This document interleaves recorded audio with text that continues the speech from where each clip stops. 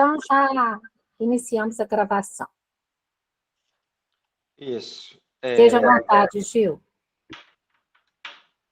Hoje, mais uma vez, eu tenho o privilégio de poder fazer a leitura desse capítulo 47 e a gente sabe que nada é por acaso, nós estamos em grupo estudando esse livro que nos ensina sobre a verdadeira vida e as voltas e retornos, né? As idas para o plano espiritual e os retornos do plano espiritual para esta vida terrena. E esta semana nós tivemos um falecimento em família do nosso cunhado, e aí a gente se lembra de que nos estudos a gente falou tanta coisa sobre o assunto. E hoje nós vamos comentar sobre o capítulo 47, que é a volta de Laura. Não só minha mãe se preparava para regressar aos círculos terrenos, também a senhora Laura encontrava-se em vésperas do grande cometimento. Avisado por alguns companheiros, aderi à demonstração de simpatia e apreço que diversos funcionários, particularmente do auxílio e da regeneração, iam prestar à nobre matrona, por motivo de sua volta às experiências humanas. Realizou-se a homenagem afetuosa na noite em que o Departamento de Contas lhe entregou a notificação do tempo global de serviço na colônia. Aqui a gente nota, assim como a gente visita os nossos doentes, aquelas pessoas que às vezes estão com a vida física se exaurindo, a gente faz visita, a gente dá ânimo, a gente incentiva, a gente muitas vezes fala que vai melhorar, e em algumas situações a gente já sabe que não haverá melhora, porque muitas vezes a doença é extremamente, vamos dizer assim, finalista, né? É aquele tipo de doença que realmente o corpo físico não vai passar por ela, ela termina com essa doença. Então, a gente está vendo aqui que lá no plano espiritual, quando se vai retornar, é como se fosse também, é como se fosse uma morte, mas é uma forma de dizer uma ausência da presença naquele local, daquele ser tão amado, né? Porque a vida não termina, nós estamos sempre juntos, tanto encarnados quanto desencarnados, mas não estaremos naquela convivência íntima, vamos dizer assim, particularíssima, de estarmos juntos na mesma sintonia com o corpo físico ou na mesma sintonia com o corpo espiritual. Alguém quer comentar alguma coisa deste parágrafo? Então, vamos prosseguir. Não é possível traduzir em letras comuns a significação espiritual da festa íntima. Oi, Gil. Povoar... Oi. Desculpa, Pode... eu queria fazer um Tá. comentário. Eu estava esperando você terminar e eu tentei abrir aqui, não consegui. Posso falar ainda? Pode. Pode. Sim. Uma coisa que me chamou a atenção aqui, nessa reunião, né, de preparativos de despedida, né?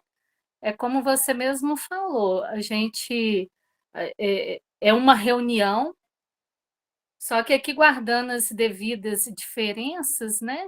Que a gente, salvo uma ou outra situação, a gente não sabe quando a gente vai desencarnar, salvo uma situação ou outra. E se tratando da reencarnação, principalmente nessa situação de Dona Laura, ela sabe que ela vai reencarnar, né? E aí tem todo uma festa, uma reunião de despedida, né, como você bem falou, de alguém de um grupo que vai ficar sem a companhia do outro por algum tempo. Mas uma coisa que me chamou a atenção aqui, que eu achei muito legal, foi que, eu não sei se você ainda vai comentar sobre isso, que ela falou assim, que André conta assim, né, realizou-se a homenagem afetuosa na noite em que o Departamento de Contas lhe entregou a notificação de tempo global de serviço na colônia. Então, assim, o departamento de notas lançou um relatório, né, com a cotação das horas trabalhadas de Dona Laura, dos bônus hora. Então, eles foram levar para ela, né?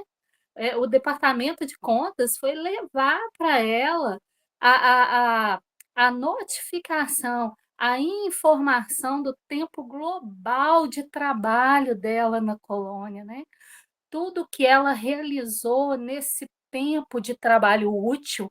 É importante lembrar, porque o André frisa muito sobre isso, né, nos capítulos. Trabalho útil. O trabalho útil de Dona Laura é imenso. As horas são milhares de horas, né?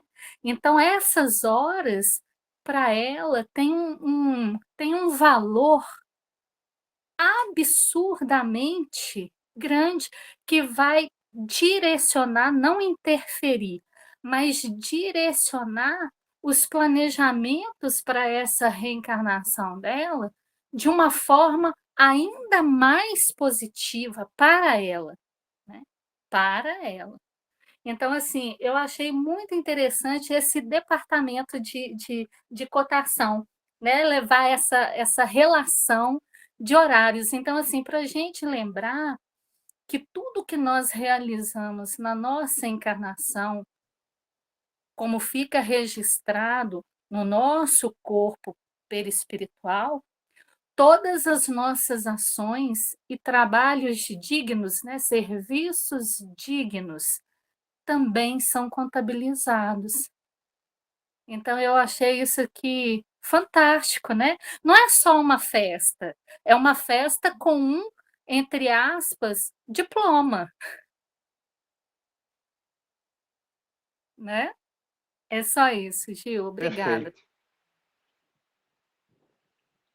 Eu vou comentar um pouquinho, mas eu vou deixar para um pouquinho depois. Vamos continuar a leitura. Não é possível traduzir em letras comuns a significação espiritual da festa íntima. Povoava-se a encantadora residência de melodias e luzes. As flores pareciam mais belas. Numerosas famílias foram saudar a companheira prestes a regressar. Os visitantes, na maioria, cumprimentavam-na, carinhosos, ausentando-se. Sem maiores delongas, no entanto, os amigos mais íntimos lá permaneceram até alta noite. Tive, assim, ocasião de ouvir observações curiosas e sábias. A senhora Laura me pareceu mais circunspecta, mais grave. Notava-se-lhe o esforço para acompanhar a corrente de otimismo geral. Repleta a sala de estar, a genitora de Lísias explicava ao representante do departamento: creio não me demorar mais que 2 dias. Terminaram as aplicações do serviço de preparação do esclarecimento. E com um olhar algo triste concluía: como vê, estou pronta. Então, nós vamos. Depois a gente continua. Um fato a se destacar aqui ainda é como que por mais que a gente trabalhe, por mais que a gente tenha certeza da missão que a gente cumpriu ou que a gente vai cumprir, o espírito ainda carrega em si dúvidas, carrega em si as saudades, carrega em si um certo apegozinho ou um certo temor ao enfrentar situações novas. Todas as vezes que a gente está em situações novas ou vai ser, eu vou usar a palavra jogado. Todas as vezes que a gente é jogado numa situação nova, a gente fica assim um pouquinho assustado, um pouco temeroso, ressabiado, muitas vezes, dependendo da situação, triste, porque mesmo estando ou encarnado ou desencarnado, a gente nota que a sensação é a mesma.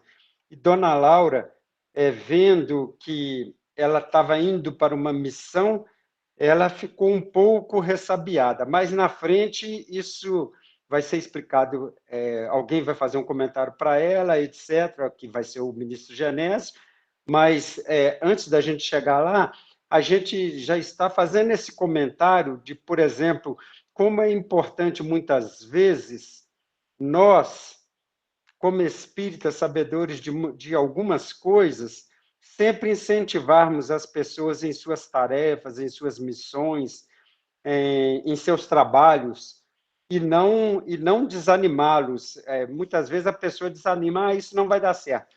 O melhor nosso é dizer, não, isso vai dar certo, você precisa realmente tentar, você vai conseguir, etc. Então, até essa parte aqui, se alguém quiser fazer algum comentário. Oi, Gil, Oi. eu acho assim apropriado a gente fazer um reparo, né, prestar atenção assim, que ela fica apreensiva, né? É uma situação para ela de grande expectativa, né? Ela está apreensiva, mas é algo interessante de nós notarmos, porque a dona Laura, ela é um espírito muito consciente.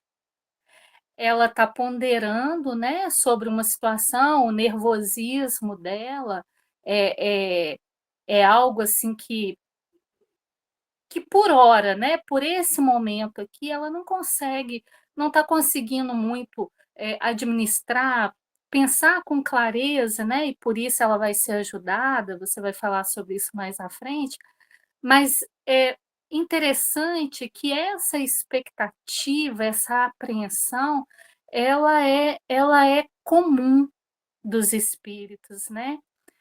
Quando eu vejo uma mulher grávida, eu falo assim, se eu tenho intimidade para isso, eu falo com ela: "Olha, conversa com o seu bebê, né, conversa com o seu neném, apacenta ele", porque ele é um espírito, tá, tá reencarnando. A gente quando vai reencarnar é um salto no escuro, dá um medo, né, é um medo.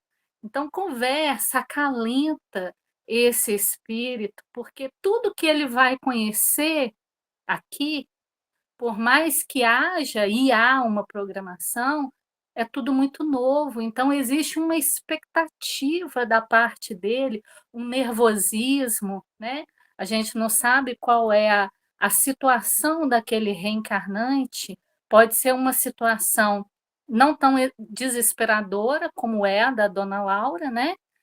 E pode ser uma situação bem desesperadora, como outras tantas que existem. Então, assim, essa apreensão, ela é natural, é comum dela acontecer, é comum, né? Natural ela não é, mas ela é comum. O que para nossa faixa acaba se tornando normal, mas é comum de acontecer. Pode ir, Rosa. Acho que complementando um pouquinho o que a Renata disse, a dona Laura aqui, ela está apreensiva, né? Porque existe uma questão aí primordial, né? Que é o véu do esquecimento, né, gente? Então, quando vem o véu do esquecimento, pode ser que a gente dê errado, né? Então, a gente sabe que está tudo para. E como ela é muito consciente, como a Renata disse, ela já é um espírito muito consciente, ela também sabe das possibilidades das falhas, né? E eu acho que isso se dá também essa questão, porque o véu do esquecimento, ele vem nos auxiliar, mas ele também ele é um complicador para a gente também, né? Porque a gente não tem clareza de por que a gente está passando por aqui. E muitas vezes a gente leva para um outro lado, que não é o lado da aceitação, mas um outro lado que é o lado da revolta, porque eu estou passando por isso, né? Não era para passar, quer dizer. Então, pode ser que ela esteja também temendo por causa disso aí. Só isso que eu queria dizer. E essas suas palavras, Rosa, veio muito a calhar mesmo para o grupo, né, todo, e para nós, para que a gente se lembre de que todas as situações pelas quais nós estamos passando são necessárias para o nosso aprimoramento, para o nosso aprendizado. E realmente a gente passar por essas situações com resignação e até tentando compreendê-las é a coisa mais importante nas nossas vidas. Independente se a gente, principalmente quando a gente está encarnado, que é a nossa situação de agora. Agora, continuando, um interlocutor tomou a expressão de sincera fraternidade e acrescentou, estimulando-a: espero, entretanto, que se encontre animada para a luta. É uma glória seguir para o mundo nas suas condições.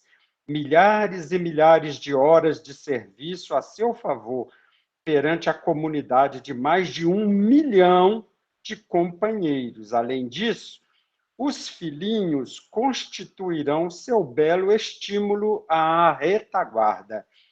Tudo isso me reconforta, exclamou a dona da casa, sem disfarçar a preocupação íntima.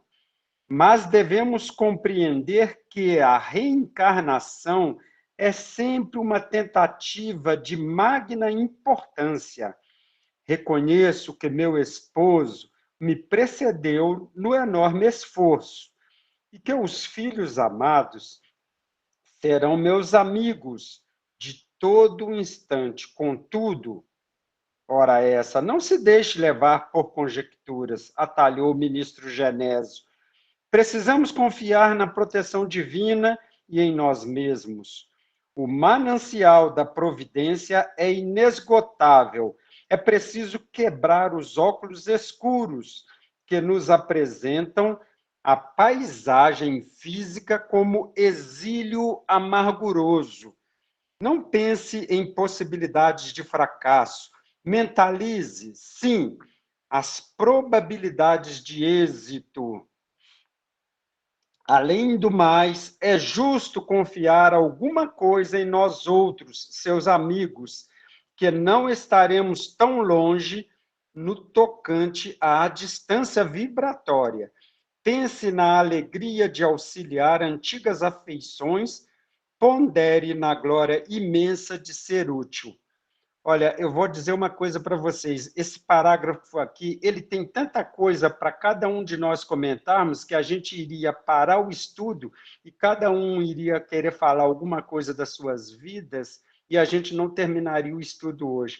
Mas ao ministro Genésio falar isso para ela, eu fico lembrando todas as situações que algumas situações, eu não vou falar todas, não, para não posso assustar as pessoas dizendo que os perigos que eu já passei ou que eu coloquei alguém em perigo. Mas como que a espiritualidade age em auxílio das nossas vidas em muitas situações aonde nós saímos ilesos e onde nós onde outras pessoas com muito menos encontraram a desencarnação, por exemplo. Situações onde a gente ia tomar um caminho e aquela vozinha nos disse: não faça isso hoje, espere amanhã. Ou alguma coisa te disse que não era para você fazer. Muitas vezes a gente diz isso, que é sorte, que é o acaso. Mas o ministro Genésio acabou de falar isso aqui para a dona Laura, que para confiar em nós outros. E a gente sabe o tanto que nós somos amados por aqueles espíritos com os quais muitos de nós já convivemos e que têm verdadeiro afeto por nós e que compartilham da nossa vida, nos auxiliando em inúmeras situações onde nós iríamos fracassar. Isto porque nós procuramos agir com mais correção possível, porque quando nós estamos em muitos erros, a gente fecha as portas para o auxílio. Eu não vou comentar mais para poder dar chance de outras pessoas falarem sobre esse tema, essa parte que eu li, que ela é muito, muito vasta. Pode ir, Rosa. Ô, Gil, você tem toda a razão nisso aí. A gente não confia o suficiente. Lá na frente deu tudo certo, você fala, puxa vida, que vergonha, né? Por mais que a gente fica com vergonha da falta de fé, da pouca fé, né? Que acaba dando tudo certo. Deus é misericordioso demais. E muitas vezes a gente precisa de se atentar a agradecer pelos livramentos que nós sequer percebemos que tivemos. Porque nós somos tão cuidados que muitas vezes nós temos livramentos assim que nós nem imaginamos, né? De tanto cuidado que a espiritualidade tem com a gente. E diante disso também, quando você disse aí que muitas vezes vem uma vozinha, né? E a gente fala assim, do nada. Claro que não é do nada, né? Sempre nós temos ali um mentor, um protetor, alguém nos inspirando, nos intuindo. E às vezes as coisas dão erradas, né? Igual nós vimos aí há pouco tempo o avião que caiu, o rapaz brigando para adentrar o avião, né? E não era para ele ir. Então, assim, Chico tem uma frase que ele fala que há perdas que são ganhos e há ganhos que são perdas. Então, a gente precisa se atentar muito, isso não deu certo? Não, não deu certo porque não era para dar. É porque era para ser dessa forma. E agradecer, né? E às vezes a gente nem tem essa humildade, fica querendo que tudo seja do jeito que nós achamos que deve ser, né? Essa providência divina realmente é maravilhosa. Vamos deixar outra pessoa agora comentar também. Eu posso, se ninguém for, eu posso. Pode não, pode sim. Olha, eu vou voltar aqui um pouquinho acima, ainda com relação, porque esse diálogo ele parte desse princípio do nervosismo dela, né, com relação à reencarnação. Então, assim, porque a reencarnação é um propósito redentor para nós, mas extremamente desafiador para nós, porque a nossa reencarnação, ela não está sujeita apenas aos nossos percalços diretos, né? Nós estamos ligados numa teia de comunicações, né? Uma teia familiar. Então, para a execução da minha reencarnação, da forma como ela foi projetada, o grupo familiar que está no meu projeto também precisa caminhar de forma operante. Só que todos nós temos o livre-arbítrio. Então, eu posso ter no meu planejamento familiar tudo muito bem elaborado, Mas chega aqui, eu tenho uma mãe que desiste, eu tenho um pai que desiste, eu tenho várias situações que me coloca numa nova rota, né, numa nova rota. A rota é sempre projetada para que a gente vença, para que a gente desenvolva a a a a nossa parte, a nossa responsabilidade, o nosso compromisso da melhor forma possível. Mudou a rota, a espiritualidade já tem o plano B, já tem o plano C, está sempre recalculando. Mas, ainda assim, tem essa situação, porque a gente não reencarna sozinho.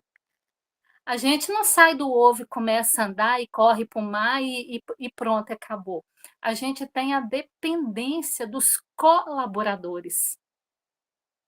Então, quando os colaboradores, eles podem nos deixar na mão, o que torna para nós o desafio mais desafiador, porque a gente tem que lembrar que, em se tratando de reencarnação, só os espíritos crísticos, só e apenas eles, são infalíveis quando estão encarnados. Só eles. Tirando eles, todos nós podemos dar uma quebrada de asa. Tá nos 45 do segundo tempo, o jogo vai encerrar aos 46, porque teve uma prorrogação. A gente tem condições de colocar aquela situação a perder, porque a vida é isso, né? É uma elaboração constante de desenvolvimento, de crescimento e das nossas próprias escolhas. Então, para um espírito que tem a lucidez da Dona Laura, ela, todos esses fatores que ela consegue administrar com a lucidez que ela tem, contribuem também para esse pequeno agastamento que ela está sentindo, né? Contribui. E uma coisa assim que mais aqui abaixo, né, que ele fala que a reencarnação é sempre uma tentativa de magna importância. A tentativa de magna importância é de uma melhoria e de uma cura sempre positiva, sempre efetiva, né?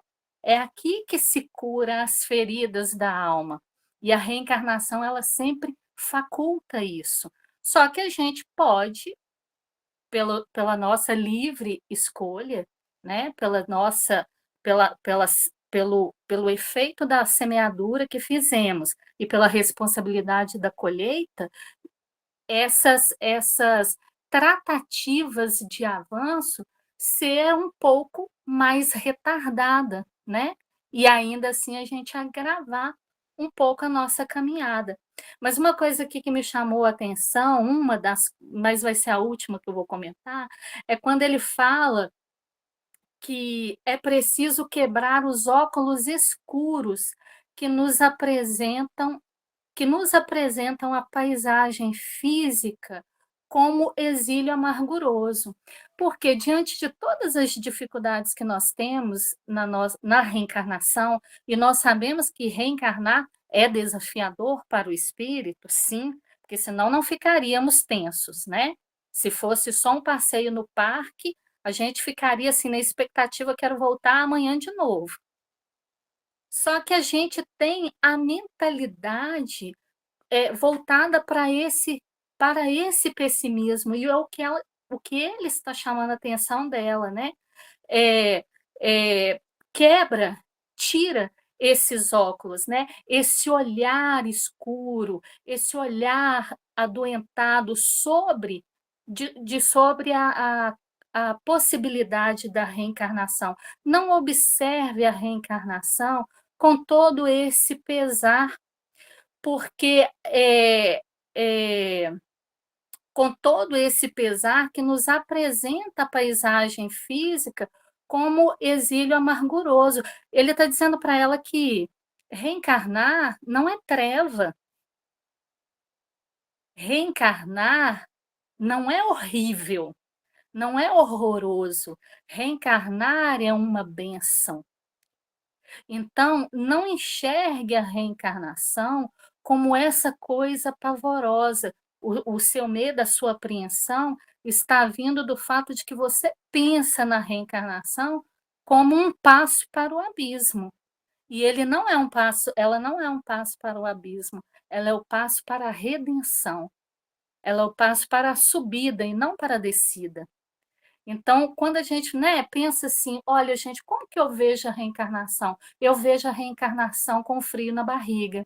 Eu não penso, porque apesar de nós sabermos entre linhas que a reencarnação é bênção, a gente não pensa na bênção, a gente pensa na possibilidade da queda, porque a nossa mente já está com um certo vício para essa questão, para essa situação da queda. Então, ele está falando para ela: para, para de olhar essa oportunidade através da lente do pessimismo. Ela não está lhe sendo oferecida para que você caia, ela está lhe sendo oferecida para que você avance. Obrigada, Gil. Ok, obrigado você, Renata.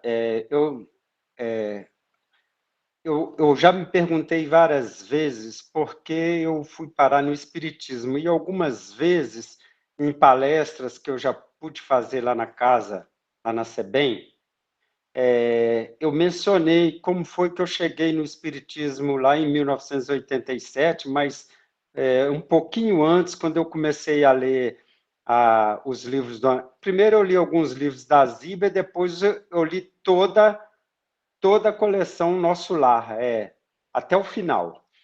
E da primeira vez que eu li todos os livros, me passou despercebido algumas coisas que esses livros continham.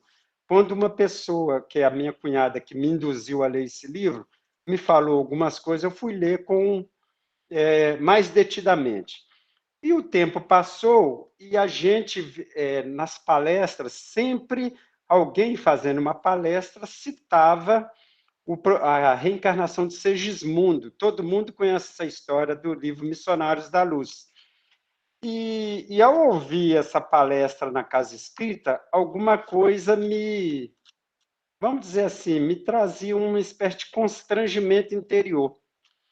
E eu não sabia entender essa sensação que eu tinha. Até o dia que eu tive a parada cardiorrespiratória, passei pela cirurgia cardíaca e foi feita a correção da minha coronária. Aí eu pensei assim, gente, essa reencarnação de Segismundo tem tudo a ver com quando eu ficava com aquela sensação esquisita durante a palestra, de que eu, de alguma forma, tive algo semelhante ou parecido, ou que eu vim com um problema cardíaco que me foi possibilitado, me foi dado uma segunda chance de fazer uma correção e continuar. Já vamos lá para 4 anos da cirurgia, então, assim, eu me sinto abençoado pela oportunidade. E, ao mesmo tempo, eu ficava me perguntando por que eu fui para o Espiritismo se eu era tão católico. E eu vejo como que eu achei respostas, eu vivo situações onde eu vejo com muita clareza. Eu sou uma pessoa que eu não sou uma pessoa de fé, no sentido de acreditar, porque eu preciso acreditar. Eu gosto de saber. E, para mim, quando eu leio esses assuntos aqui, parece que eu estou ou do lado de cá ou do lado de lá, da mesma forma. Eu vejo o plano espiritual como se eu lá estivesse. Eu não tenho, depois que eu já morri uma vez, eu não tenho medo da morte. Eu vou ser sincero, eu morri uma vez, foram 8 minutos, eu quase não ia voltar. Então, para mim, essa experiência, vamos dizer assim, foi uma glória. Eu só não fiz o passeio para poder contar para vocês, porque eu fui apagado. Na minha mente, a medicação que eu tomei deve ter apagado e eu não consigo contar nada. Mas foi uma experiência digna. E a preparação física que eu tive para chegar nessa situação foi que salvou minha vida também. Porque eu sempre fui muito adepto de correr, de praticar esportes, então os médicos falaram, olha, o seu corpo físico foi extremamente potente para poder passar por tudo isso. Então, a gente vê que nada é gratuito. Quando a gente sabe que foi apoiado pelo plano espiritual, pelos irmãos espirituais e pela nossa... Talvez a missão ainda não esteja cumprida e eu preciso trabalhar um pouquinho mais. Agora, vamos continuar a leitura, que eu não sei se vai dar tempo. Vamos lá. Sorriu a senhora Laura, parecendo mais encorajada, e asseverou: tenho solicitado o socorro espiritual de todos os companheiros, a fim de manter-me vigilante nas lições aqui recebidas. Bem sei que a terra está cheia da grandeza divina. Basta recordar que o nosso sol é o mesmo que alimenta os homens. No entanto, meu caro ministro, tenho receio daquele ouvido temporário em que nos precipitamos, quer dizer, o véu do esquecimento. Sinto-me qual enferma que se curou de numerosas feridas. Em verdade, as úlceras não mais me apoquentam, mas conserva cicatrizes. Bastaria um leve arranhão para voltar à enfermidade.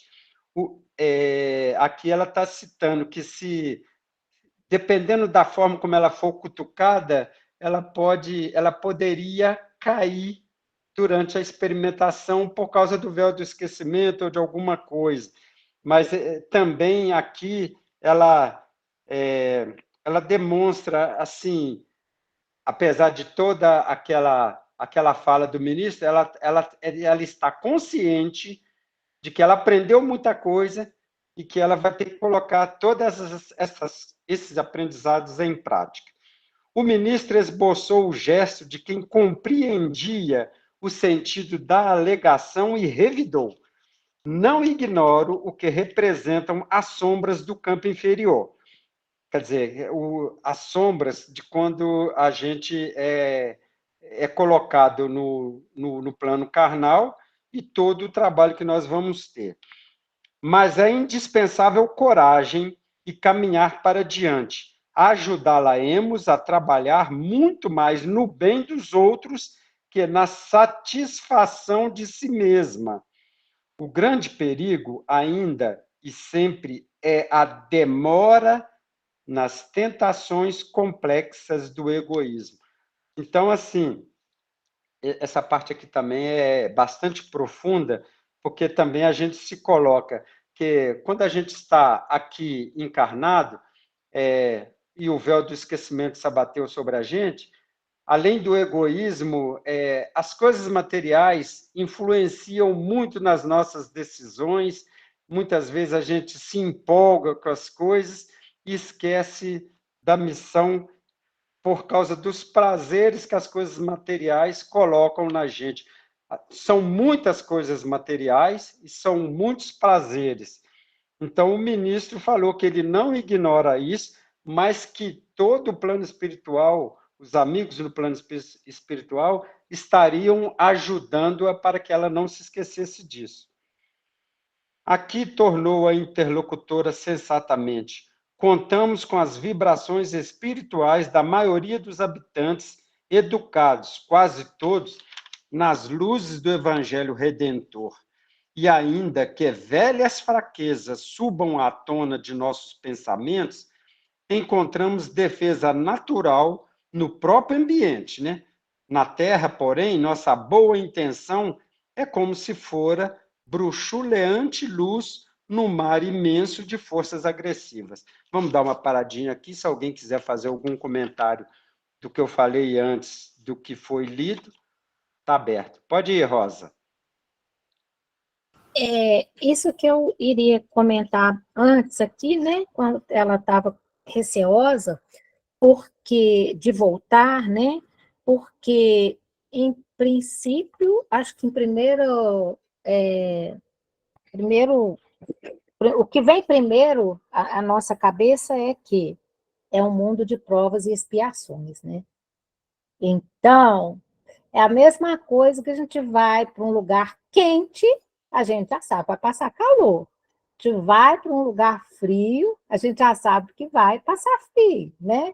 Então, se a gente vem para este plano, a gente sabe que teremos desafios, né, para vencer. Então, agora, né, vamos, graças a Deus, estamos nesse processo da regeneração, e cada um de nós, eu acredito, trabalhando para que possa merecer, permanecer nessa terra de regeneração, acredito que as coisas vão ficar mais fáceis, né, Gil? Tomara, né?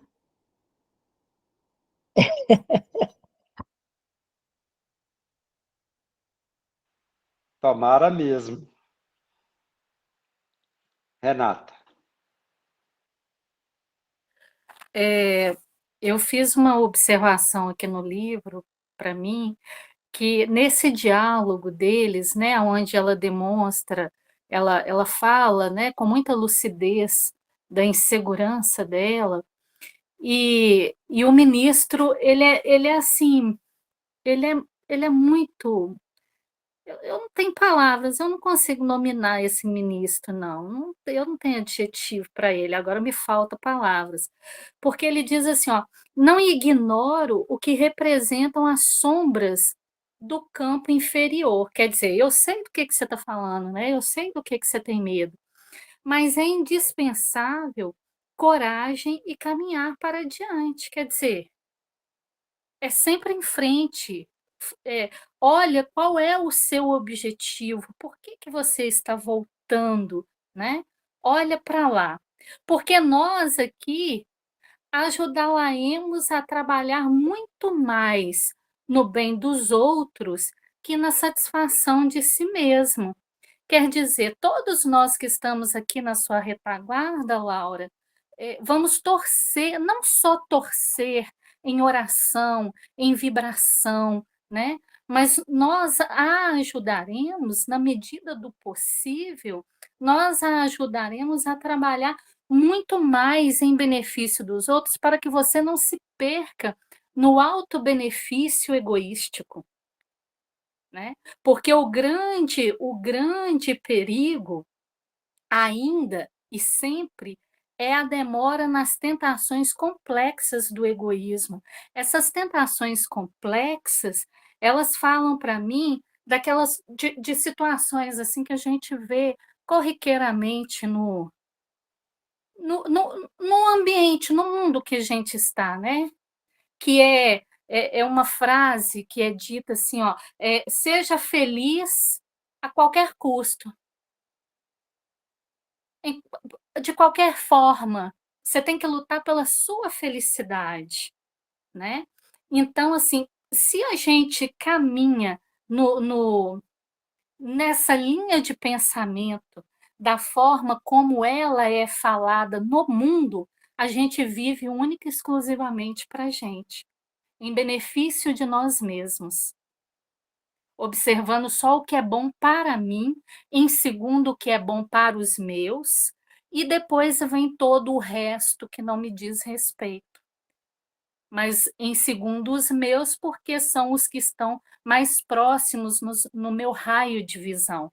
Mas primeiro eu, né? Então, quando ele fala isso, ele fala: olha, a gente não vai deixar você solta, tendo tempo para pensar só em você, nas coisas que favorecem você. Nós te ajudaremos a ter muitos encargos aonde essas necessidades não serão as suas, serão as dos outros. Então, tendo que olhar para os outros, você não se perde olhando para você. Eu achei isso tão bonito, gente. Você conversa de amigo, né? Amigo, irmão mesmo, né?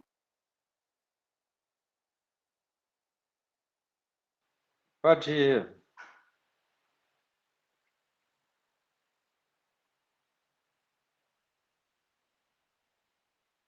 Pode falar. Desculpa, eu esqueci de ligar o microfone. Faltam 7 minutos para terminar o estudo. Mas Certo.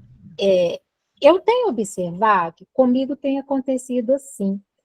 A cada vez que a gente vai avançando mais no livro, a gente vai sendo mais tocado pelo livro. A gente vai sentindo ele, parece assim, mais dentro da gente, né? A gente vai aumentando a sensibilidade e a percepção também. Eu tenho percebido isso. Isso tem acontecido comigo. Parece que a gente vai entrando ali dentro da história mesmo, vivenciando mais aquilo. E eu acho que assim, é muito rico, tem sido muito rico, e acho que não tem necessidade da gente correr. Estudo é estudo. O que a gente precisa de fazer é trabalhar dentro das nossas necessidades. Eu penso assim. O que vocês acham? E aí a gente pode terminar aqui, por exemplo, esse parágrafo aqui, e continuaremos semana que vem. Gostaria que vocês todos se colocassem a respeito disso. Ô, Rosa, eu concordo também, sabe por quê? Eu até gostaria que outras pessoas também pudessem comentar, porque é muito interessante, porque as experiências que a gente passa, tanto na casa espírita, como na vida, como na família, no ambiente de trabalho, quando a gente se lembra da nossa infância, das situações que a gente já vivenciou, e aonde a gente chegou, e por que a gente foi se encontrar, esse grupinho aqui afetuoso que está estudando agora o livro Nosso Lar, por que a gente foi parar junto aqui, fazendo esses comentários, trocando muitas vezes experiências e informações, como é importante para a nossa vida a gente se colocar numa visão um pouco mais ampliada do que é a nossa vida. Não simplesmente pensar nessa nossa vida física, mas pensar na vida física e na vida espiritual. A gente saber que toda noite a gente vai para o plano espiritual. Se a gente quiser, fizer uma boa oração, a gente pode trabalhar no plano espiritual, no amparo aos irmãos desencarnados. Eu tenho até saudade de quando eu fazia isso mais vezes, que eu voltava com sonhos, entre aspas, de coisas que eu fiz, de assistências que eu fiz, e que depois, vamos dizer assim, por outras ingerências do destino, eu parei de fazer. Então, eu tenho saudade disso, quando eu participava da mesa mediúnica. Então, assim, é interessante que a gente troque essas informações, que a gente troque essas posições e que a gente possa aprimorar nesse sentido. Elaine, está querendo falar? É isso? Elaine? Isso, eu. Então, Rosa, eu estou compartilhando desse seu sentimento, né? Que vai estar chegando no final, está agregando muito, está despertando muita coisa. Gilberto, você falou mais tarde que, né, o que te conduziu para o Espiritismo, você era um católico ferrenho, né? Que você era tão católico.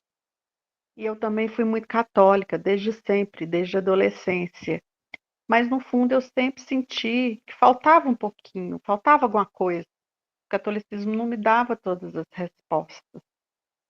E eu comecei também lendo romances, lendo Chico, lendo André. Há mais de 10 anos atrás, eu cheguei a frequentar a FEBEM, mas era uma vida muito corrida. Eu trabalhava em Belo Horizonte, menino pequeno, não deu certo. E agora coincidiu de eu estar de volta aqui. E uma coisa que eu queria compartilhar muito, eu já comentei aqui com vocês que eu atendo um rapaz dependente químico que está internado, né, numa comunidade terapêutica. E eu atendo, o meu horário com ele é justamente às quartas-feiras. E eu sempre leio o capítulo antes de fazer o atendimento.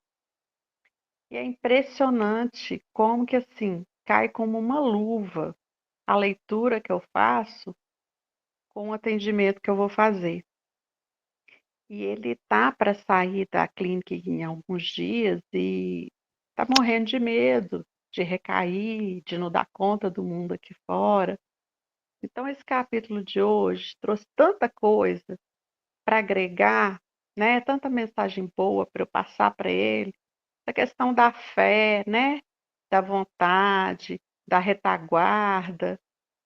Então, assim, é só compartilhando disso que vocês estão falando, da gente não correr, da gente se atentar, trocar experiências, que para mim, assim, está sendo maravilhoso, tá? Eu só queria compartilhar isso com você.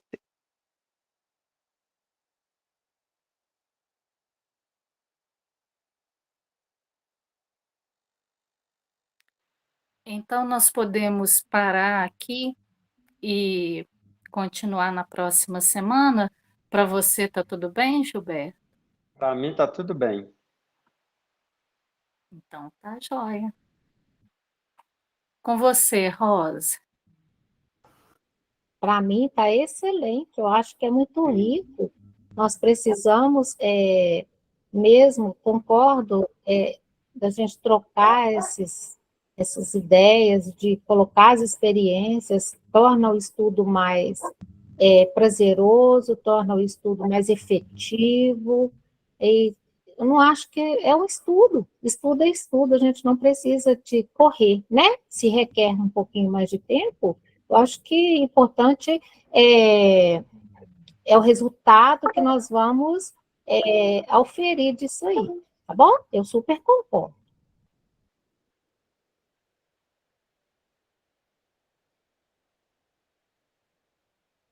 Então, podemos Tá, passar. alguém levantou a mão, não sei quem, que eu não estou vendo. Eu levantei por engano, mas eu concordo também. Então tá bom. Então, podemos terminar hoje, por hoje? Gilberto, você faz oração para nós, por favor? Só uma coisa.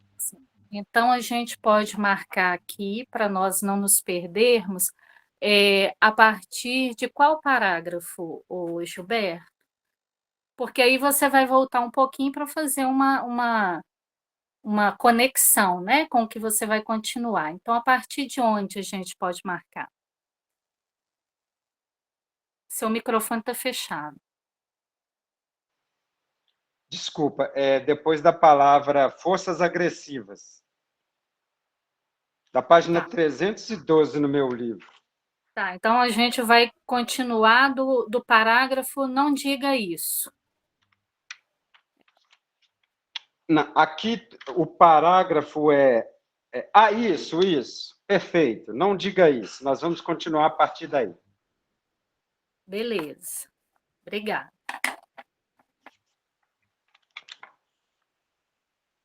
Fazer a prece agora.